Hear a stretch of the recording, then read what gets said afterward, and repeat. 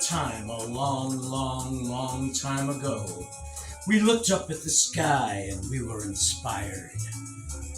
The glory of the heavens, the twinkling of the stars, the movements of the planets, falling stars, comets, eclipses. We wondered. We were awed. Some of us wrote poems. Some of us wrote songs. Some drew pictures. Scheherazade wrote 1001 stories about the night.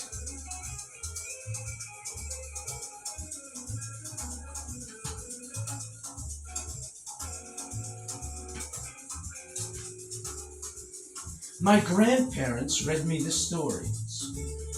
I heard about the Greek myths, the gods and goddesses who inhabited Mount Olympus, Hercules and chariots, and Diana, but alas, when I looked up at the sky, the best someone could offer me was the Big Dipper. The drinking gourd, which helped the African slaves in America to escape north, but it didn't do much for my ancient mythical imagination.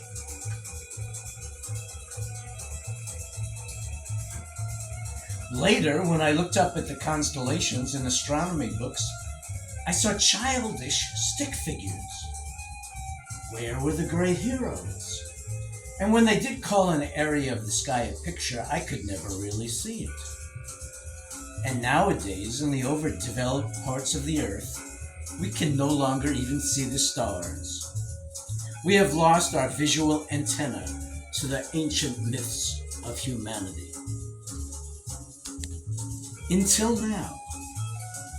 Here are the pictures again, our ancient images, revisualized, restoried for the generations to come, who will see the stars once again and know the cycles of the planets and perhaps themselves.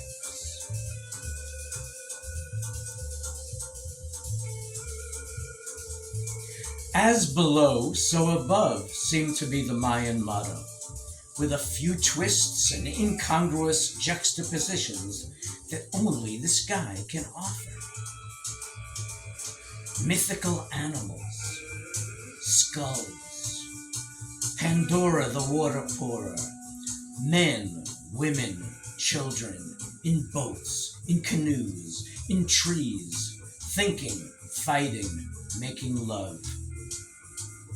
Flying dogs, walking macaws, llamas, rattlesnakes, falcons, eagles, turkeys, prairie dogs, stoned out trippers, peyote rituals, shaman, axe-wielding warriors, cowboys and hunters, bloodletting adolescent royals, drummers and flute players, dreaming women, dancing ducks, triumphant jaguars, and wolfish priests.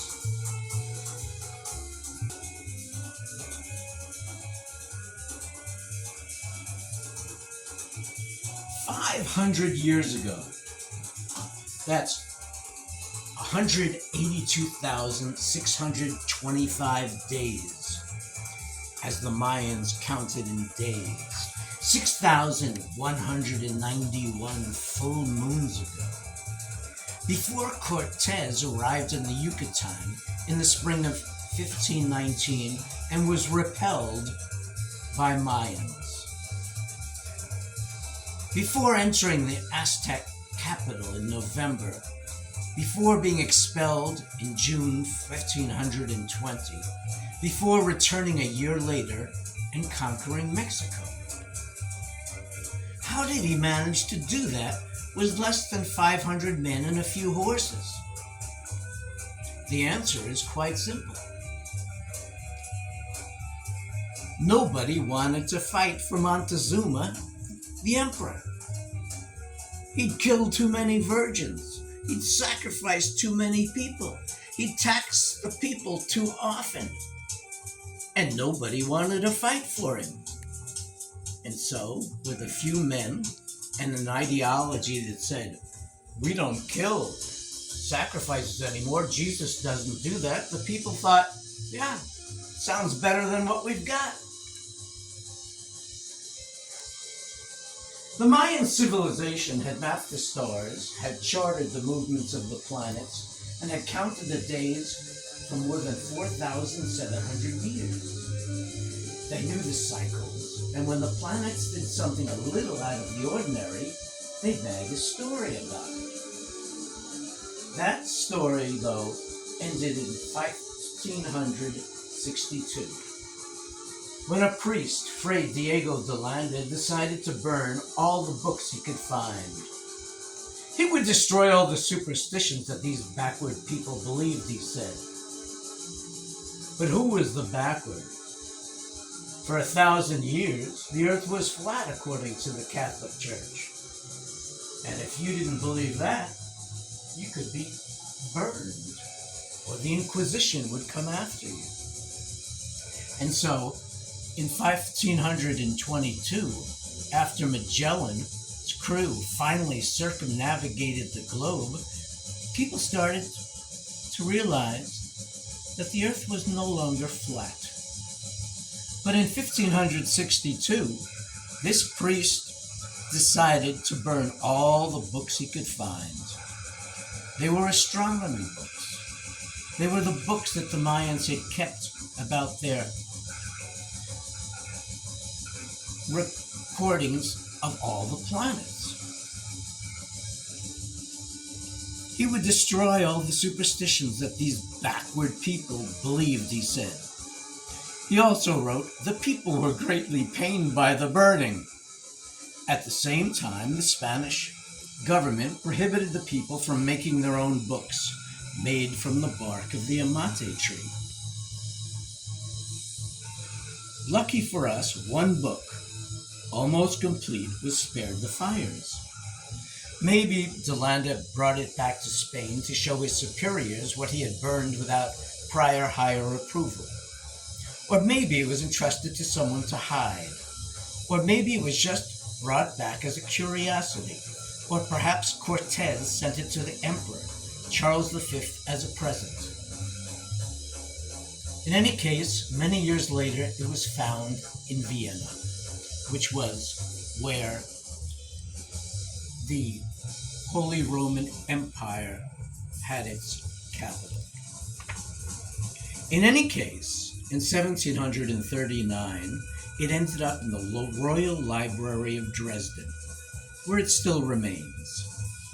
A facsimile of the book was first published in England in 1831 by a man named Lord Kingsborough. It was published as a Mexican painting, traced and colored by the Italian Agostino Aglia. Later, the director of the Dresden Library, Dr. Ernst Forstmann, began to decipher the basics with the help of de Landa, who had written a book about the Mayan culture after destroying their books. Forstmann made the first photographic copies in 1880 and 1892. But in 1830 was the first breakthrough before Foreman, and that was made by a man who decided that the dots and dashes in the book were numbers, and they were the numbers in a 20-base system, much as we say 4 20s in French, 80. This was a base 20 number system. When I got interested in the book, I was doing research in the library, the New York City Public Library. And then I made a copy in black and white. And at this time, nobody had decided that they had decoded the book. People all over the world had attempted to decode the book. Archaeologists, physicists, academics, NASA engineers, adventurers. It was an amazing mystery. A challenge that I accepted in 1997. And I had an idea to where to look for the answers, but it would take another 10 years before I could even begin to do so. First, I took a star map and I put it up on my wall, but it was not very helpful. But I did manage to get my first idea because I found the Sphinx, I thought. And the Sphinx was in the constellation Eridanus. And if you have the map the correct way, you begin to see the Sphinx. But I could not find anything else.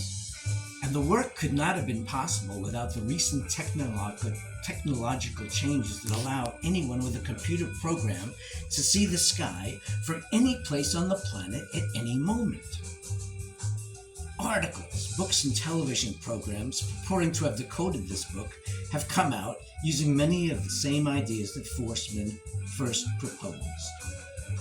My basic premise: the Mayans could not have been the best sky watchers in history, which they were, and at the same time, according to Forstmann, and everyone since then,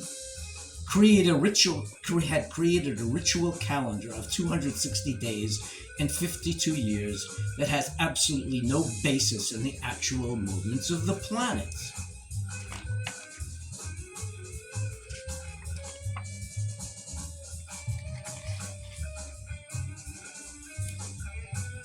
So, in about